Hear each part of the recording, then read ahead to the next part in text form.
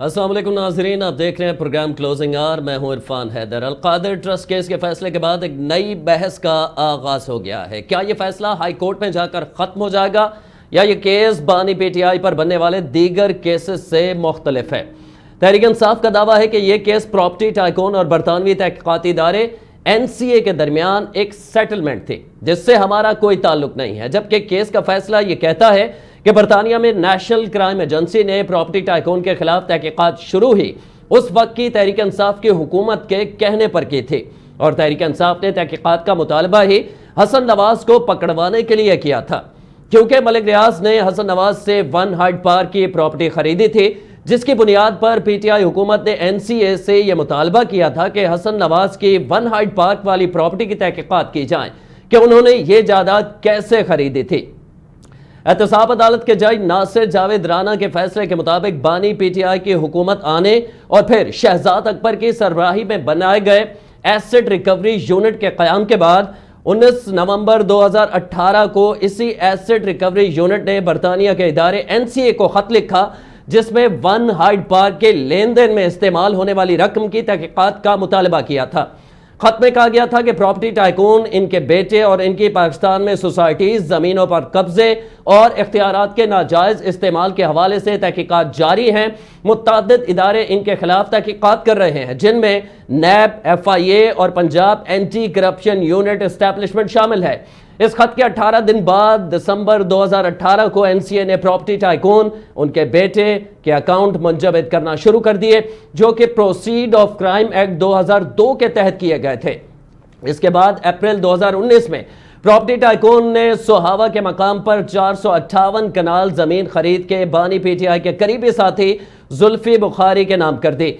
इसके बाद उस वक्त के मुशीर एहतसाब शहजाद अकबर ने NCA को एक और खत लिखा, जिसमें बताया गया कि प्रॉपर्टी टाइकून को पाकिस्तानी इदारों ने तहकीकात के बाद क्लियर कर दिया है, इसलिए पाकिस्तान में इनके खिलाफ कोई केस नहीं बनता और यह सब कुछ तहरीक इंसाफ की अपनी हुकूमत में हुआ। इसके बाद प्रॉपर्टी डीलर की जब्त शुदा रकम 190 बिलियन पाउंड NCA ने रियासत पाकिस्तान को देने का फैसला किया। इसके जवाब में तहरीक इंसाफ की हुकूमत ने इस रकम को प्रॉपर्टी टाइकून के उस अकाउंट में जमा करवा दिया जो सुप्रीम कोर्ट ने जुर्माने की मद में कायम किया था। गोया प्रॉपर्टी टाइकून ने रियासत पाकिस्तान की रकम को अपने जुर्माने की मद में जमा करवा दिया। इस सारे अमल के बाद इसकी मंजूरी उस वक्त की काबीना से ली गई। अदालती फैसले के बाद बानी PTI और उनकी अहलिया को इस केस में 14 और 7 साल कैद की सजा सुनाई गई है। यह सजा क्या हाई कोर्ट जाकर बरकरार रहेगी या नहीं, केस का फैसला कितना मजबूत है, इसी पर हम आज प्रोग्राम में बात करेंगे। हमारे साथ मौजूद है एडवोकेट इमरान शफीक साहब, साबिक NAB प्रोसिक्यूटर हैं आप, और आपका एक तजर्बा भी है इस किस्म की तहकीकात के हवाले से। इमरान शफीक साहब, मैं आपसे जानना ये चाहूँगा कि बड़ा दावा किया जा रहा है तहरीक इंसाफ की जानिब से, वो कहते हैं ये तो केस ही नहीं बनता और जैसे ही हाई कोर्ट में जाएगा तो सजा कलअदम करार दे दी जाएगी, क्या कहेंगे इस पर? देखिए, मेरी नज़र में मैंने इस जो फैसले का जो बहुत मुताला किया है, उसके नतीजे में मेरी राय ये है कि ये इस केस को 2 हिस्सों में अगर आप तकसीम कर लें, एक हिस्सा है इमरान खान से मुतल्लिक और दूसरा है बुशरा बीबी के मुतल्लिक। बुशरा बीबी पर इल्ज़ाम है एयानत का, जुर्म में मुआवनत का इल्ज़ाम है, और जो इमरान खान पर है वो मेन मुजरिम होने का इल्ज़ाम है। तो जहाँ तक इमरान खान का मामला है, उस हद तक तो ये केस बहुत फुल प्रूफ केस है और बहुत जानदार फैसला है, और इस फैसले में तमाम शवाहिद का जिक्र किया गया है, तमाम डॉक्यूमेंट्री एविडेंस है, जो गवाह आए हैं उन्होंने पूरी जो प्रोसिक्यूशन की एविडेंस है, जो NAB का मुकदमा है, उसकी हर्फ बहर्फ तायद की है। और मुझे नहीं लगता कि इमरान खान साहब को अपना केस अदालत में साबित करने के लिए अपना दिफा कोई बहुत आसानी होगी। ये एक इंतहाई मुश्किल केस है इमरान खान साहब और उनके वकला के लिए। जहाँ तक बुशरा बीबी का मामला है, तो बुशरा बीबी पर जो इल्ज़ामात हैं वो मेरी नज़र में ऐसे नहीं है कि उनकी सज़ा बरकरार रह सके, और उन पर जो एयानत जुर्म का जो इल्ज़ाम है उसकी बुनियाद एक डीड है, जो डीड ऑफ एक्नॉलेजमेंट है, यानी डोनेशन जो आपने ली है उसको एक्नॉलेज करने की डीड है। और वो डीड जो है वो उनका कहना ये है कि उन्होंने वो साइन की, और वो साइन उनका कहना ये है कि उन्होंने 2021 में की। तो जिस साल में ये कहते हैं डेट साइन हुई है, उस अरसे से तो बहुत पहले तक ये ट्रांजैक्शन मुकम्मल हो चुकी थी, यूनिवर्सिटी बन चुकी थी हम्म, और तमाम पैसा आ चुका हुआ था। इसलिए फिर दूसरा इल्ज़ाम उन पर ये है कि वो बतौर ट्रस्टी इस में शामिल हुई थी। तो हम्म, ट्रस्टी होना बजाते खुद कोई जुर्म नहीं है, जब तक उस ट्रस्टी होने के साथ साथ जो है उन्होंने कोई इख्तियारात का नाजायज़ इस्तेमाल किया हो। उनके पास तो इख्तियारात थे ही नहीं, वो एक बीवी हैं। तो इसलिए मेरी नज़र में जो बुशरा बीवी हैं उनकी हद तक ये एयानत का जुर्म जुर्म की एयानत उन तक नहीं आ सकेगी, क्योंकि जुर्म बहरहाल जिसके पास इख्तियारात था उसी ने इस्तेमाल किया है, और उस इख्तियार को इस्तेमाल करने में किसी किस्म की एयानत का सबूत नहीं मिलता। तो मुझे लगता ये है कि बुशरा बीबी की ज़मानत भी हो जाएगी, उनकी सज़ा भी कम है, और उनको उनकी हद तक ये केस साबित भी नहीं हो पाएगा।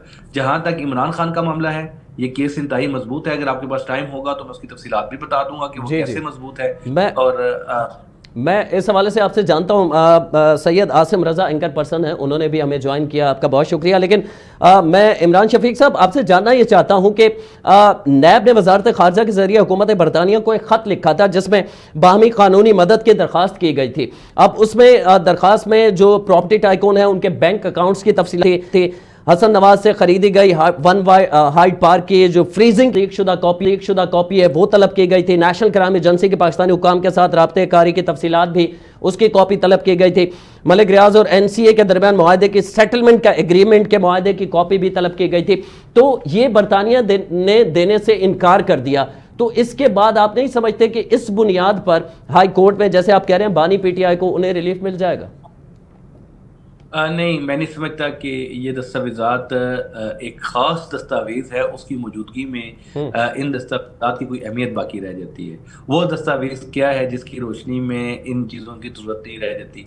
वो दस्तावेज़ है जो शहज़ाद अकबर हैं उनके हाथ की लिखी हुई नोटिंग है, जो कि काबीना के इजलास से पहले उन्होंने वज़ीर-ए-आज़म इमरान खान साहब को भेजी कि काबीना के इजलास में कॉन्फिडेंशियलिटी डीड को आप मंजूर करवाएं।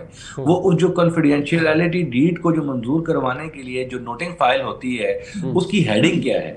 उसकी हेडिंग ये है, वो ये कहते हैं कि उसकी जो फ्रीजिंग ऑर्डर है उसका पहले वो हवाला देते हैं, और फिर साथ वो उसकी हेडिंग के अंदर ही वो ये कहते हैं अकाउंट फ्रीजिंग ऑर्डर, ऊपर ये लिखते हैं, और साथ लिखते हैं कि repatriation of the funds to the Pakistan. कौन से चीज के वो प्रॉपर्टी टाइकून का हवाला देते हैं, उनके उनके बेटे का हवाला देते हैं, और उनकी और इनके जो अकाउंट्स हैं उसके जो फ्रीजिंग ऑर्डर है उसके हवाले से ये पूरी कॉन्फिडेंशियलिटी डीड है।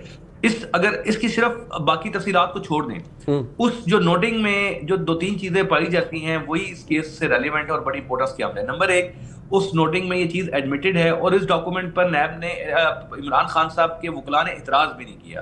यानी उन्होंने कहीं भी नहीं कहा कि इस नोटिंग पर इमरान खान ने मंजूरी नहीं दी। जब वो फाइल शहजाद अकबर ने अपने दस्तखतों से इमरान खान साहब के पास भेजी तो इमरान खान साहब ने उसकी मंजूरी दी, और उस मंजूरी के बाद वो फौरी तौर पर वो मैटर काबीना के एजेंडे में आया। फिर काबीना के एजेंडे में वो सील लिफाफे में जो है वो उसको डिस्कस करके, और उसके बाद उसको खोला भी नहीं गया, और उसके बाद बंद लिफाफे की मंजूरी भी दी गई। ये जो पूरा प्रोसेस है पाकिस्तान के अंदर जो हुआ है, इस प्रोसेस में जो चीज एडमिट की गई है, नंबर एक ये चीज एडमिट की गई है कि बरतानिया में कुछ अकाउंट फ्रीजिंग ऑर्डर्स हैं, वेस्टमिंस्टर कोर्ट ने किए हैं। इसका मतलब है वो और वो फ्रीजिंग ऑर्डर जो है वो मलिक रियाज साहब बैरिया टाउन और उनसे मुतल्लिक है, प्रॉपर्टी टाइकून से मुतल्लिक है, वो उन्होंने उसका जिक्र किया। और तीसरा उसका ये है कि वो रकम पाकिस्तान को रिपेट्रिएट होनी है। तो यही 3 चीजें थी जो उन डॉक्यूमेंट से साबित होनी है, जो बरतानिया अगर नहीं भी देता तो ये जो मुसलमान के अपने हाथों का लिखा हुआ मवाद है जिसमें ये सारी, और उसके बाद देखिए ना, या तो पीटीआई का जो मुल्जिम है इमरान खान साहब है, उनका केस ये होता है कि कभी पाकिस्तान रकम आई नहीं, तो हम कहते चलें ठीक है बरतानिया से डॉक्यूमेंट का आना बहुत जरूरी है, अकाउंट का भी आना बहुत जरूरी है। या उनका केस ये होता कि ये पैसा कभी भी प्रॉपर्टी टाइकून का था नहीं, तब भी हम ये कहते कि चलें, ये तो साबित करना बहुत जरूरी था कि जनाब उनका पैसा नहीं था, या उनका केस ये होता कि वो पैसा डायरेक्ट कभी सुप्रीम कोर्ट के अकाउंट में नहीं आया, तो फिर भी हम कहते हैं कि चलें जी पैसा भी नहीं आया तो कैसे साबित किया जाएगा, जब ये तीनों चीजें एडमिटेड है। और सबसे अहम इंपोर्टेंस की हामिल इस केस में जो चीज है वो ये है कि ये पैसा सुप्रीम कोर्ट के अकाउंट में नेशनल क्राइम एजेंसी के थ्रू डायरेक्ट कैसे आ गया। ये पैसा तो हुकूमत पाकिस्तान को आना था। वो कौन लोग थे जिन्होंने वो डायरेक्शन दी एनसीए को कि आप पैसा जो है वो सुप्रीम कोर्ट के उस अकाउंट में डालेंगे जिस अकाउंट में जो मलीर कैंट जो अथॉरिटी है उसकी जो जमीन है उसका जो एडजस्टमेंट होनी है सुप्रीम कोर्ट में 460 अरब रुपए के पैसे जमा कराने हैं, आप वो पैसा वहां डाल दें। वो अकाउंट फराम करने का जो काम किया गया है वो इस डीड के जरिए, इस पूरी प्रोसीडिंग के जरिए नेशनल क्राइम एजेंसी को, वरना नेशनल क्राइम एजेंसी को ख्वाब नहीं आई कि पाकिस्तान में सुप्रीम कोर्ट ने 460 अरब के लिए जो है ना वो एक अकाउंट खोल रखा है और उनको ये कहीं से इल्हाम नहीं हुआ कि हमने उस अकाउंट में पैसे डालने हैं। वो पाकिस्तान से, पाकिस्तान की उस वक्त की हुकूमत ने, गवर्नमेंट ने बताया कि आपने पैसा पाकिस्तान गवर्नमेंट के खजाने में नहीं डालना, आपने पैसा डायरेक्ट वहां डालना है। इसलिए जिन डॉक्यूमेंट्स का ये हवाला दिया जा रहा है वो डॉक्यूमेंट इस चीज को साबित करने के लिए थे, और ये चीज अगर पाकिस्तान में मौजूद डॉक्यूमेंट्स के जरिए से खुद साबित हो रही है और मुल्जिम उसका इनकार भी नहीं कर रहा, क्योंकि लॉ बुनियादी तौर पर यह है कि things admitted need not to prove. ठीक है, तो जो चीज आपने मान ली, तस्लीम कर ली, उसको अलग से साबित करने की जरूरत नहीं है। एक बात। दूसरी बात यह है कि इस केस के अंदर जो अदालत ने एक बड़ी अहम बात की है वो ये की है कि पाकिस्तान का जो कानून है, नैब का ऑर्डिनेंस है, वो ये कहता है कि सेक्शन 5T है, उसमें गवर्नमेंट प्रॉपर्टी की डेफिनेशन करता है। वो ये कहता है कि गवर्नमेंट प्रॉपर्टी जो डोनेशंस भी मिलते हैं ना पब्लिक ऑफिस होल्डर को या गिफ्ट मिलते हैं वो भी पब्लिक प्रॉपर्टी तस्वर होंगे, गवर्नमेंट की प्रॉपर्टी तस्वर होंगे। इसका मतलब ये है, जज साहब ने कहा अपने फैसले में कि खान साहब ने जो ट्रस्ट बनाया है, जिस जमीन पर बनाया, फर्ज करें ये जो चीज रिकॉर्ड पर आई है वो ये है कि प्रॉपर्टी टाइकून ने जमीन दी उस वक्त खान साहब को, या खान साहब के एक एडवाइजर हैं जो जुल्फी बुखारी साहब, उनको दी। अब एडवाइजर पर भी वही कानून लागू होता है, वो पब्लिक ऑफिस होल्डर है। अब इन्होंने, और फिर एडवाइजर ने बाद में वो जमीन जो है वो ट्रस्ट को दे दी। आप जब पब्लिक ऑफिस होल्डर हैं तो पब्लिक ऑफिस होल्डर होते हुए आप कोई भी डोनेशन लेते हैं वो आपकी मलकियत नहीं होता, वो उसके जरिए आप ट्रस्ट नहीं बना सकते, उससे आप मसाजिद भी नहीं बना सकते, उससे आप मदारिस भी नहीं बना सकते। वो रियासत की मलकियत है, रियासत फैसला करेगी, गवर्नमेंट ऑफ पाकिस्तान फैसला करेगी, जो उसका पूरा तरीकेकार है कि ठीक है। आप ये कहना चाह रहे हैं कि पब्लिक ऑफिस होल्डर जो होता है वो गिफ्ट भी उसे मिले तो वो उसे नहीं रख सकता। हमारे साथ काफ़ी देर से मौजूद है सैयद आसिम रजा, एंकर पर्सन है, मैं इनकी तरफ आऊँगा। आप इमरान साहब हमारे साथ मौजूद रहिए, मैं आपसे पूरी तफसील जानूंगा। ये हाई कोर्ट में जाएगा तो क्या प्रोसेस होगा उसका, और फिर हाई कोर्ट के बाद ऑप्शन सुप्रीम कोर्ट बचेगा तो कौन सा और कैसे बेंच बनेगा, इस पर बात करेंगे। आसिम रजा साहब, आप भी देख रहे हैं, मैं और आप, ज़ाहिर है हम लोग रिपोर्टिंग करते हैं इस किस्म के केसेस से, तो इतना तजर्बा तो कानूनदान नहीं है, लेकिन हमारा भी हो जाता है कि केस की हेयरिंग बता रही होती हैं कि मामला किस तरफ जा रहे हैं।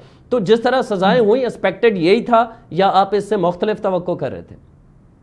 जी नहीं, मैं तो बिल्कुल एक्सपेक्ट कर रहा था कि इसका फैसला यही आना है, और उसकी रीज़न यही थी कि पीटीआई ने इस केस को भी, जैसे निकाह इद्दत केस का था और वो बाकी केसेस थे, और इसमें तोशा खाना के केसेस की भी बात करें, उनको सियासी तौर पे लड़ा है। उन्होंने मेरिट्स पे बिल्कुल नहीं लड़ा। कभी डिले टैक्टिक्स यूज की गई, वकील पेश नहीं हुए, कभी मुल्जमान उससे, जिसे कह सकते हैं ना कि पेश होने से इनकारी हो गए। तो ये वो तमाम चीजें थी जिसने केस को उनके खिलाफ और मजबूत किया। दूसरी बात यह है कि जो सबूत और शवाहिद पेश किए गए, काबीना के कुछ मिनिस्टर्स को भी इसमें गवाह शामिल किया गया, पर जो प्रिंसिपल सेक्रेटरी थे उन्होंने इस चीज की गवाही दी। यहाँ पे एक सवाल हमारे साथ ये बैठे हुए हैं, इनसे जो नैब के प्रोसिक्यूटर रहे हैं, इनसे मैं पूछूंगा कि एक कानून है जिसका वो बड़ा, जिसपे वो बात की जा रही है कि जो पाकिस्तान तहरीक इंसाफ की जानिब से कि ये तो उड़ जाएगा केस, हाईकोर्ट में जाती है, स्टैंड नहीं करेगी सजा और सारा कुछ, उसमें काबीना की तरफ से किए गए फैसलों के हवाले से एक स्पेशल लॉ है।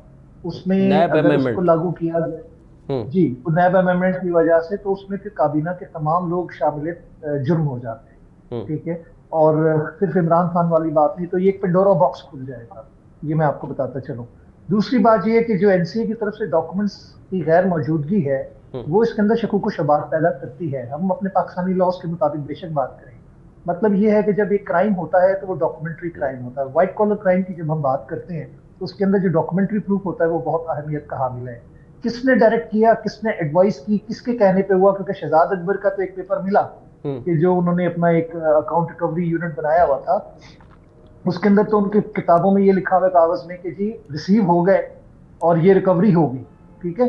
लेकिन अब वो कहाँ रिसीव हुए, हम्म। किस खजाने में, का ये सवाल था जिसका वो सेटिस्फैक्टरी जवाब नहीं दे सके अदालत में, और या शायद देना नहीं चाहते थे। हम्म। इस पे एक बड़ी अच्छी मैक्सिम होती है जो कि जुडिशियल तौर पे जुडिशरी इसको इस्तेमाल करती है, बल्कि इसके जब ये पेमेंट हुई थी तब भी इसको इस्तेमाल किया गया।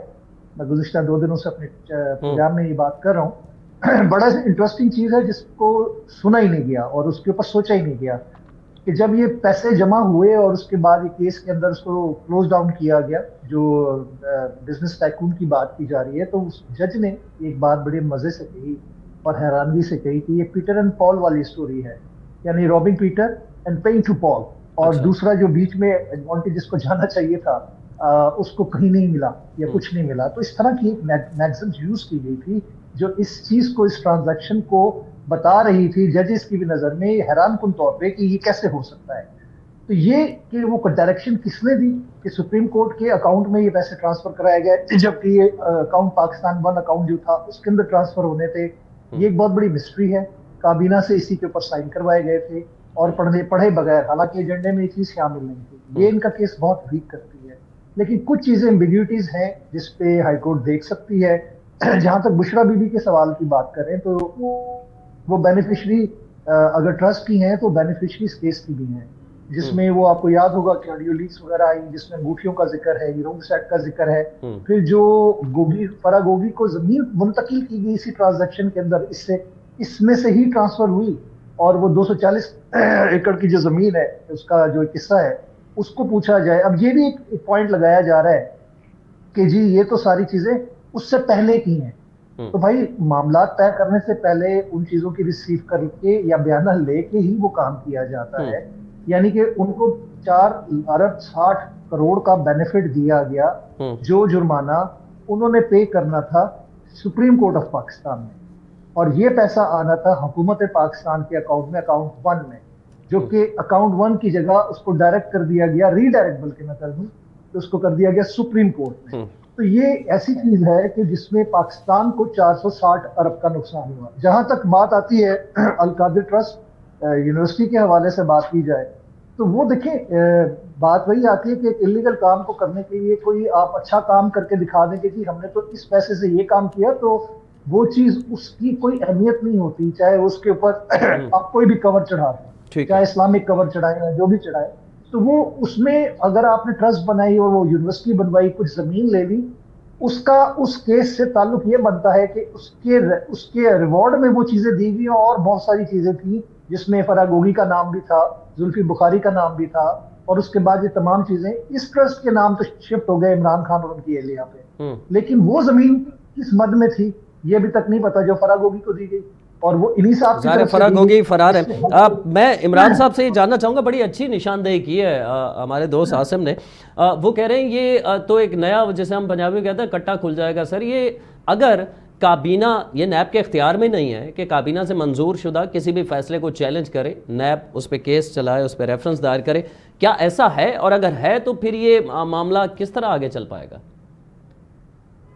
इमरान साहब देखें, एक ध्यान में रखिएगा कि नैब के जो तरमीम शुदा कानून हैं उसमें ये ज़रूर लिखा है कि कैबिनेट से जो डिसीजन होते हैं नैब उन पर अमल उनको अपने दायरा इख्तियार में नहीं आते कि उनको वो देख सके कि वो दुरुस्त हैं या गलत हैं।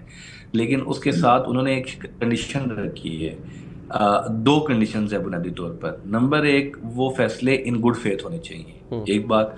और दूसरी बात यह है कि उस फैसलों को करते वक्त पब्लिक ऑफिस होल्डर ने कोई बेनिफिट ना लिया हो, कोई मटेरियल गेन ना की हो। तो ये 2 कंडीशन अगर वो पास कर जाता है तो उसके बाद काबीना के फैसलों को जो है ना वो कबूलियत हासिल है। लेकिन इस केस में ये फैसले ये क्लियर है बिल्कुल कि ये इन गुड फेथ नहीं किए गए, और अदालत के फैसले में बिल्कुल क्लियर तौर पर ये साबित है कि जिस तरीके से। मेरा दूसरा सवाल था कि इसमें तो पूरी काबीना के ऊपर लायबिलिटी जाती है, वो सारे ही इसमें मुलविस हो जाते हैं अगर आप इसको इन गुड फेथ नहीं समझते। काबीना पर इसलिए लायबिलिटी नहीं जाती कि काबीना को अगर बताया गया होता कि अदालत ने कहा कि काबीना को भी मिस रिप्रेजेंट किया गया है, और ये अदालत ने बार बार लिखा है अपने फैसले में। यानी देखें, क्रिमिनल लायबिलिटी उस पर बनती है जिसको पता हो कि मैं जुर्म कर रहा हूँ। जब आप किसी को ये बताते हैं कि ये रियासत एक मुआहदा करना चाह रही है, ये कॉन्फिडेंशियल है, बरतानिया के कानून के मुताबिक हम दूसरी रियासत से जब मुआहदा कर रहे हैं तो हम बता नहीं सकते, उसको डिस्क्लोज नहीं कर सकते। वजीर आजम ये कह रहा हो जो मुल्क के तमाम मफादात का निगहबान का है, मालिक हो, जिसके पास सबसे बड़ा ट्रस्ट है, उसके पास वज़रा, तो उसकी कैबिनेट तो उसकी माविन है, तो असल जिम्मेदारी और वो ये कह रहा हो कि बस इसको आप मंजूर कर दें, बात को तो मैं उसके बाद इस हद तक तो मानता हूं कि गुड फेथ और बैड फेथ की बात, इंटेंशंस की बात आ जाती है ना। जब ताज़ीरात पाकिस्तान के तहत सेक्शन 34 अप्लाई किया जाता है, क्रिमिनल या कॉमन इंटेंशन की बात आती है, उसकी जो डेफिनेशन है उसके अंदर आप बेशक बंद लिफाफे पे साइन कर रहे हैं, आप उस कैबिनेट में मौजूद थे, आपने अप्रूवल दी, ये आपके लिए मुश्किल होगा, ये नैब के लिए मुश्किल होगा। इमरान साहब आपने सुन लीजिएगा, आपने निशानदेही की गुड फेथ की, तो फिर ये नैब डिसाइड करेगा कि ये गुड फेथ है या बैड फेथ था? पहले इस बात को समझ लें कि अगर तो मुझे पता है कि कोई जुर्म होने जा रहा है और मैं उस पर साइन कर देता हूं, फिर तो मैं मुजरिम हूं, ठीक है। लेकिन अगर मुझे पता है कि पाकिस्तान के मफाद में एक काम किया जा रहा है और पाकिस्तान को 190 मिलियन पाउंड्स मिलने वाले हैं, तो मैं किसी भी काबीना में मैं भी बैठा होऊंगा, तो मुझे अगर ये बताया जाएगा कि पाकिस्तान के पास पैसा आ रहा है और हमने एक डीड साइन करनी है, तो मैं कभी भी इनकार नहीं करूंगा, मैं कहूंगा जी ठीक है वज़ीर आज़म साहब आप ये कर रहे हैं। तो इसलिए ये जो ट्रस्ट है ये बुनियादी तौर पर, और मुझे ये बताया जाएगा कि कानून के तहत जो है वो हम इसको खोल के बता नहीं सकते आपको, तो बस आप ये कर दें, क्योंकि एक रिक्वायरमेंट है कि काबीना से मंजूरी होना चाहिए, क्योंकि फेडरल गवर्नमेंट का मतलब ये है कि वो सुप्रीम कोर्ट का फैसला है मुस्तफा इंपेक्स केस, उसमें उन्होंने फेडरल गवर्नमेंट की डेफिनेशन ये की है कि सुप्रीम कोर्ट प्लस कैबिनेट, तो ये इसे प्राइम मिनिस्टर प्लस कैबिनेट, तो उसकी रोशनी में उन्होंने कहा ठीक है फॉर्मेलिटी है। इसलिए मुझे नहीं लगता, जब तक मुझे क्रिमिनल नॉलेज नहीं होगा, मेरा क्रिमिनल इंटेंट नहीं होगा, मैं उस वक्त तक ये सेक्शन 34 जिसका हवाला दे रहे हैं मैं उसमें शामिल नहीं हो सकता, मैं एयानत जुर्म में उसमें शामिल हो सकता। इसलिए काबीना के लोगों को इस केस में, और काबीना के लोग तो गवाह बन के भी आ गए अदालत में, और उन्होंने आके बता भी दिया कि कैसे कार्रवाई हुई थी, और नैब में तहकीकात भी की। तो नैब का काम मुजरिमों को पकड़ना है, जुर्म को सदेबाब करना है, मुजरिमों को सजा देनी है, ना कि उन लोगों को जिनको धोखा दिया गया हो उनको सजा देना काम नहीं है। या आप कैबिनेट के लोगों को बहुत होना, उन्होंने कोई फायदा भी नहीं उठाया इस पूरी ट्रांजैक्शन से। किसी एक वजीर के बारे में सिवाय जिन्होंने फायदा उठाया वो नैब के मुजरिम है। वो एडवाइजर था शहजाद अकबर, वो एडवाइजर थे जुल्फी बुखारी साहब, वो नैब के मुजरिम बना दिए नैब ने। लेकिन इसी में पहले ट्रस्टी बाबर अवान साहब भी डॉक्टर रहे, डॉक्टर बाबर अवान साहब भी पहले ट्रस्टी थे, लेकिन नैब ने उनको मुजरिम नहीं बनाया, हालांकि वो पीटीआई के वाइस प्रेसिडेंट है। इसलिए नहीं बनाया कि नैब इस बात को समझ गया, उस पूरी ट्रांजैक्शन को देखे कि वो पहले ट्रस्टी इब्तदाई तौर पर बने थे, लेकिन बाद में उनको रिमूव कर दिया गया, वो ठीक किया गया, गलत किया गया, वो एक अलग मैटर है। लेकिन बहरहाल उन्होंने कोई क्रिमिनलिटी इस पूरे मैटर की उनकी हद तक आती ही नहीं थी।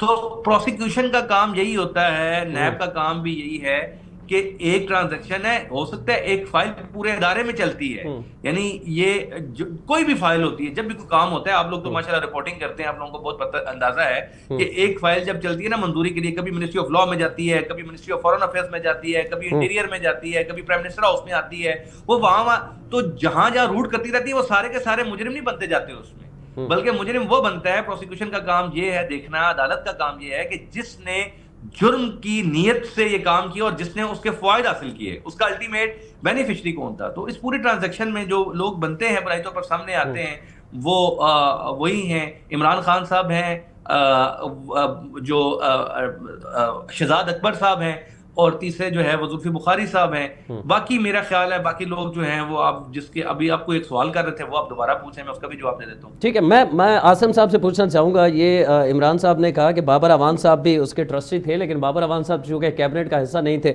तो मेरा एक सादा सा सवाल है आसिम भाई आपसे कि ये बाबर अवान सिर्फ इस वास्ते बच गए न कि काबीना का हिस्सा नहीं थे, या वो उनजी तगड़े ने? नहीं, उनका एक तो काबीना का हिस्सा ना होना उनका मसला था, जिसकी वजह से उनको ये एक्सक्यूज बल्कि आप समझे मिल गया। दूसरा ये है कि ट्रस्टी होना कोई जुर्म नहीं है किसी भी चीज का, रियासत की गुड बुक में शायद इसलिए रियासत की गुडबुक को नहीं आप कह सकते, लेकिन अच्छा। कानून ये हमारे इस वक्त जो प्रोसिक्यूटर बैठे हुए हैं, हम्म। क्योंकि ट्रस्टी किसी चीज का होना ठीक है। जुर्म नहीं है, हम्म। वो बहुत क्लियर इंटेंशन से बात हो रही है इसमें, चाहे वो मैं केस प्रोसिक्यूटर में नहीं हूँ भाई, गिल्टी मैं है। तो वकील हूँ अच्छा। सुप्रीम कोर्ट का। अच्छा, ये तो प्रोसिक्यूटर तो मैं किसी दौर में रहा था, मुझे तो हाँ। पक्का पक्का ही प्रोसिक्यूटर फॉर्मर नहीं है। प्रोसिक्यूटर की प्रोसिक्यूटर बात हो वही रही है है जो ना भाई, प्रोसिक्यूशन कर रहे हैं। वकील नहीं होते नहीं, जो इस प्रोसिक्यूटर बुनियाद पे होते हैं, आई नो आसिम भाई, दैट। इस बुनियाद पे मैं इमरान साहब से भी पूछूंगा, लेकिन आपसे ही जानना चाहता हूं, इस बुनियाद पे अगर बाबर अमान साहब को शामिल नहीं किया जा सकता था, तो फिर इमरान साहब बिल्कुल दुरुस्त कह रहे हैं कि बुशरा बीबी पर जो केस बना है वो भी ट्रस्टी होने का है, और उस जो एग्रीमेंट था जो उस पर दस्तखत करने का है, इसके अलावा तो उनका कोई कुछ भी नहीं है इसमें। देखें उसके तीसरा नीचे उनको डाउट बारे में कहते हैं वो फरा गोगी साहबा की दोस्त है। तो यार अच्छा। फरा गोगी की दोस्त होने की हैसियत से तो उस पर जुर्म नहीं बनता। अच्छा। देखिए इसके पीछे जो सहूलतकारी है या हम्म। उसमें अयानत की बात, ये दो चीजें अलग अलग जुमले लफ्ज हैं। हम्म। हम अयानत को और सहूलतकारी को एक ही लाइन में ले लेते हैं। वैसे कहने में अल्फाज दोनों सेम लगते हैं। हम्म। वो सहूलतकार डिक्लेयर हुई है या आनत में शामिल हुई है, उसकी वजह ये थी कि फराग होगी के जिनको इन्होंने कहा कि फरज शहजादी जो है वो उनकी दोस्त थी, उनके जरिए ये डील तय हुई और उनको सपोजिटली कहा गया है, मतलब कि ये एडमिटेड फैक्ट बनाया गया है कि उनकी प्लानिंग थी, सारी मास्टरमाइंड वो थी। लेकिन क्योंकि वो सिर्फ आनत कर रही हैं तो बेनिफिशियरी इमरान खान हो गए, यानी हम्म। बेनिफिशियरी से मुराद ट्रस्ट के नहीं, इस तमाम ट्रांजैक्शन के, कि अच्छा। इन्होंने बेनिफिट दिया एक बंदे को। ठीक है, हम्म। बेनिफिट दिया गया है, हम्म। इसमें कोई डाउट नहीं है, इसमें कोई दूसरी राय नहीं है कि 460 अरब रुपए का पाकिस्तान की हुकूमत को नुकसान पहुंचाया गया और एक प्रॉपर्टी टाइकून को फायदा दिया गया। उसमें से 2-3 अरब की ये सारी चीजें बना के दे दी गई, जिसमें बिल्डिंग भी है, जिसमें वो यूनिवर्सिटी भी है, और उसके बाद वो जो एक 240 एकड़ जमीन है या जो भी, उसको ट्रांसफर किया गया। कुछ जेवरात की बात आ रही है, अंगूठी की बात आ रही है, लेकिन वो एक ऑडियो टेप है जिसकी कोई कानूनी हैसियत नहीं है, अदालत में उसको आप विटनेस के तौर पर या सबूत के तौर पर नहीं पेश कर सकते। अब बात ये आती है कि बुशरा बीबी की तो लगता यही है कि बेल हो जाए, की सजा सस्पेंड कर दी जाएगी, क्योंकि ये एक छोटा जुर्म कहा जाता है कि जी आनत, और उनको औरत होने का फायदा दिया जाएगा। रह गए बानी पीटीआई इमरान खान साहब की बात है, उनकी मेरे ख्याल है कि मुझे नहीं लगता कि इतनी आसानी से कोई रिहाई मुमकिन हो सकेगी। ये भी याद रखिएगा कि इस केस के पीछे पीछे अभी एक मिलिट्री ट्रायल वाला सिलसिला चल रहा है, जिसमें फैज हमीद साहब का नाम आ रहा है। उसके अंदर भी मास्टरमाइंड की बात हो रही है, और मास्टरमाइंड का जुर्म जो है वो उतना ही बड़ा जुर्म होगा जो कि फैज हमीद का होगा, बल्कि हो सकता है उससे बड़ा जुर्म हो। तो ये तमाम चीजें जाके क्लस्टर हो रही हैं और एक ऐसे नुक्ते पे पहुंच रही हैं कि जिसमें एक तो ये केस आ गया 190 जो केस है मिलियन पाउंड का, दूसरा वो केस जो आएगा वो भी एक बड़ा बहुत बड़ा केस बन के तो सामने आसिम भाई, आएगा। मैं यूँ उसमें भी समझूं, सुना आप है ये कह रहे हैं कि ये जो कहा जा रहा था कि आप डायरेक्ट मुज़ाकरात होने लग गए हैं, एक आध मुलाकात भी हो गई है, तो वो मामलात आगे नहीं बढ़ पाएंगे, इस तरह आप कह रहे हैं कि ये केसेस मजीद भी होंगे, फैसले होंगे?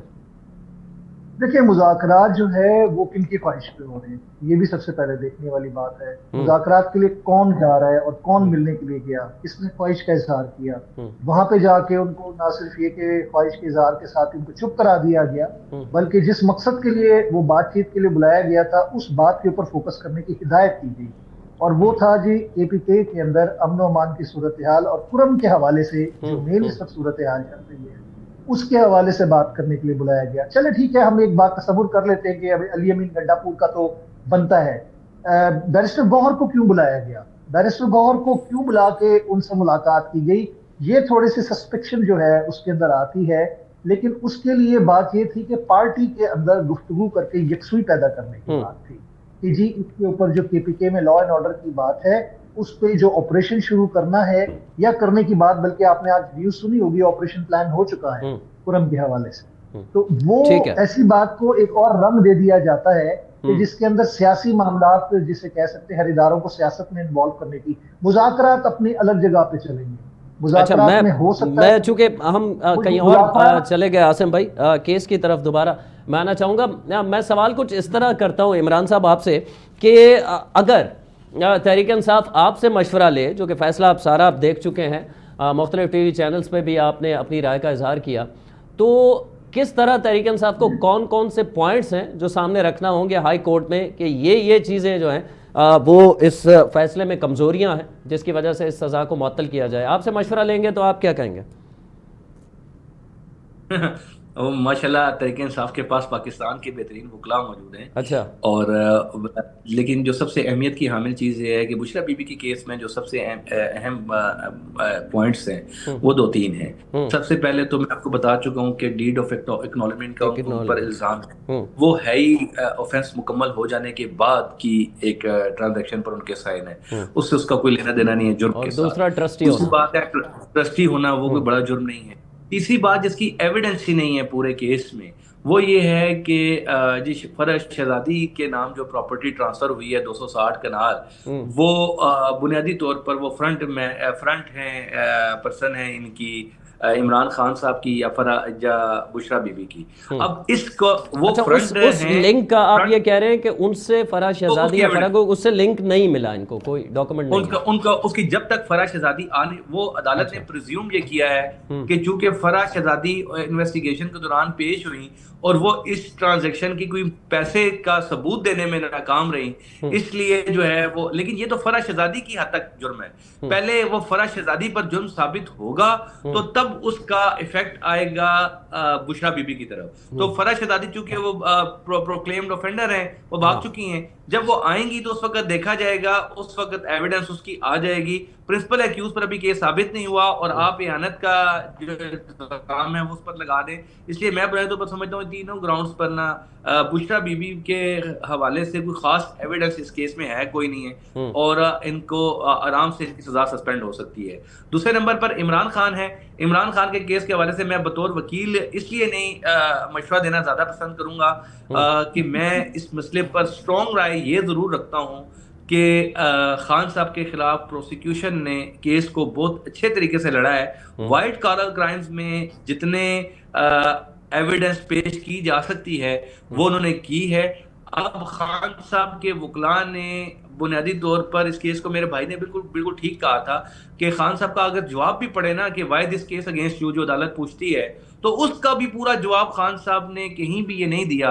यानी उनका केस ही ये नहीं है कि ये पैसा जो है वो प्रॉपर्टी टाइकून का नहीं था, हम्म। ये पैसा बरतानिया में नहीं था, ये हम्म। पैसा नेशनल क्राइम एजेंसी ने पाकिस्तान को ट्रांसमिट नहीं किया, हम्म। ये पैसा सुप्रीम कोर्ट के अकाउंट में नहीं आया, सुप्रीम कोर्ट के अकाउंट में पैसा लाने के लिए हुकूमत पाकिस्तान ने एनसीए को रिक्वेस्ट नहीं की या एग्रीमेंट नहीं किया। यानी ये सारी चीजें वो ऐसी हैं जो ब्लैक एंड व्हाइट हैं। उनका केस सिर्फ इस हद तक है जी कि खान साहब ने देखे, एक बात वो ये कहते हैं कि खान साहब ने कोई बेनिफिट हासिल नहीं किया, और दूसरा वो कहते हैं देखें पैसा तो गवर्नमेंट को वापस मिल गया, सुप्रीम कोर्ट के ने वापस दे दिया। जो सुप्रीम कोर्ट ने पैसा वापस दे दिया वो तो बुनियादी तौर पर जज साहब ने भी लिखा, और वैसे भी बुनियादी तौर पर बड़ी बुनियादी सी बात है कि करप्शन का पैसा जब रिकवर हो जाए, जब आपको मिल जाए, तो उससे जुर्म खत्म नहीं होता, जुर्म हो जाता है। चोरी, जब कभी भी चोरी मुकम्मल ही तब होती है जब चोर से आप माल मुकदमा बरामद करके लेकर आ जाते हैं, डाकू से जब आप डकैती का सामान बरामद करके लेकर आ जाते हैं। ये जो क्रिमिनल केसों में रिकवरियां होती हैं, चाहे वो सुप्रीम कोर्ट से आई है या कहीं से भी, रिकवरी जो आ जाती है वो रिकवरी बेसिकली उस बात का सबूत होती है कि आपने जुर्म किया था, तो इसकी भी उनके पास जस्टिफिकेशन नहीं है। जहां तक उनका मामला यह है कि अलकादिर ट्रस्ट देखिए ना, वो इस केस को लीगल बुनियादों पर जरूर लड़ा जा सकता है। वो लीगल बुनियादें मैं बता देता हूं वो क्या है। नंबर एक ये है कि 9A6 के तहत जो अदालत इसकी इंटरप्रिटेशन अब कर सकती है, अब अदालत ने इंटरप्रिटेशन करनी है, जो निचली अदालत है उससे बहुत अच्छी इंटरप्रिटेशन की हुई है, लेकिन आप इसकी अगर अदरवाइज को इंटरप्रिटेशन करवाना चाहते हैं अदालत से, तो आपको एक स्ट्रॉन्ग केस इस बुनियाद पर लड़ना पड़ेगा कि 9A6 में मटेरियल गेन का होना बहुत जरूरी है। तो मटेरियल गेन, अब ट्रस्ट जो बना है वो ट्रस्ट, क्या खान साहब का मटेरियल गेन तस्वर होगा कि नहीं होगा, यानी पर मटेरियल गेन की तौर पर वो आएगा कि नहीं आएगा। प्रोसिक्यूशन का कहना यह है कि चूंकि ये रियासत की जमीन थी, रियासत का तोहफा होना चाहिए था, पब्लिक ऑफिस होल्डर थे, लेकिन वहां ये सवाल जरूर उठा सकते हैं वो कि देखें, जो उस वक्त जब रियासत का जो तोहफा था वो इमरान खान को तो मिला ही नहीं कभी डायरेक्ट, वो मिला है पहले जुल्फी बुखारी साहब ने लिया है, वसूल किया है, उनके नाम पर आया, और उसके बाद बाबर अवान, फिर बुशरा बीबी, और फिर बानी पीटीआई तक आया। ठीक है, अब हमारे पास 3 मिनट है। मैं आपसे आखिर मुख्तसरन आप ये बता दीजिएगा कि हाई कोर्ट में जब ये केस जाता है तो कोई टाइम फ्रेम होता है दरख्वास्त जब जाएगी, या ये 2-4 क्या लगता है आपको कितने माह चल सकता है ये? देखिए, एक तो सबसे पहली बात यह है कि मुल्जिम का हक है कि जो ही उसको सजा हो वो अपनी दरख्वास्त ये लगाए कि मुझे जमानत दी जाए, मेरी सजा को मुअत्तल किया जाए। उसके लिए टाइम फ्रेम जो है वो जो ही दरख्वास्त दायर करेगा 3 दिन 5 दिन 10 दिन के अंदर अंदर फौरी तौर पर उसका फैसला होना चाहिए। वो महीने में हो, लेकिन सस्पेंशन आप सजा मुअत्तल करना चाहते हैं नहीं करना चाहते हैं वो अलग बात है, लेकिन उसकी दरख्वास्त की आप समाअत करेंगे। अदालत का ये काम बनता है, फर्ज बनता है। जो ये वजीर कानून ने कहा ना कल प्रेस कॉन्फ्रेंस करते हुए कि इस केस को उसके नंबर पर सुना जाए, उससे मुराद उनकी फाइनल डिसीजन तो हो सकती है। फाइनल फैसला यकीनन अपील का जो फैसला है, मेन अपील का, अपील के दो हिस्से होते हैं। एक हिस्सा होता है उसकी सजा की मुअत्तली का, और दूसरा हिस्सा होता है कि आपका मेन केस को सुना, अपील को सुना जाने का, कि आपको बरी करना है या सजा देना है। तो अगर वजीर कानून साहब की ये बात मान ली जाए कि इसको इसके नंबर पर सुना जाए, तो नंबर तो इसका आएगा 4 साल बाद, 3 साल बाद, 2 साल बाद, जब भी उसमें बहुत वक्त लग जाएगा। इमरान साहब, हमारे पास वक्त कम रह गया। जी वक्त कम रह गया। मैं आसिम साहब से आखिर में जानना चाहता हूँ, 1-1.5 मिनट है हमारे पास। आसिम साहब, आप क्या देख रहे हैं कि हाई कोर्ट में बिल्कुल उसी तरह आप भी देख रहे हैं कि बुशरा बीबी और जो फराह गोगी हैं उनका केस कमज़ोर है, अलबत्ता बानी पीटीआई का केस जो है वो स्ट्रॉन्ग है, उनकी सज़ा मुअत्तल होती नहीं देख रहे आप, ऐसा ही है?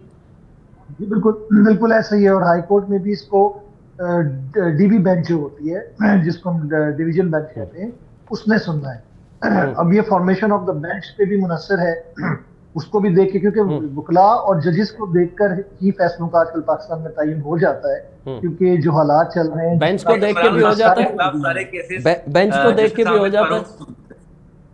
जी बेंच क्या बनेगी ये बहुत अहम मसला ये होगा। आम होगा, और क्योंकि ये बहुत अहम मसला होगा, क्योंकि अभी 2 जजेस और शामिल हो गए, एक सीनियर और एक सीनियर मोस्ट भी हो सकता है और एक जूनियर मोस्ट भी हो सकता है। ये मैं आपको बता रहा हूँ। लेकिन नॉर्मली होता है कि डिवीजन बेंच के अंदर जो है सीनियर जजेस ही होते हैं। लेकिन अब क्या इसके अंदर खेल होगा और किस तरह ये चलेगा, लेकिन इमरान खान साहब के लिए इतना आसान नहीं होगा, इतना आसान नहीं होगा इस केस से बाहर आना। बहुत शुक्रिया। हमारे साथ मौजूद है सैयद आसिम रजा, एंकर पर्सन, और एडवोकेट इमरान शफीक साहब, साबिक प्रोसिक्यूटर नैब। तफसील से बताया कि 190 मिलियन पाउंड केस के बाद जो तहरीक इंसाफ का मौक़िफ़ है या हुकूमत का मौक़िफ़ है, उसमें से दुरुस्त क्या है, कानून क्या कहता है, और जब ये हाई कोर्ट में केस जाएगा तो वहाँ इसे कितना वक्त लगेगा, किस किस की सज़ाएँ मुअत्तल हो सकती हैं, किसकी नहीं हो सकती। इस हवाले से हमने अपने नाज़रीन तक सही पिक्चर पहुँचाने की कोशिश की है। कल तक के प्रोग्राम तक के लिए इरफान हैदर को इजाज़त दीजिए।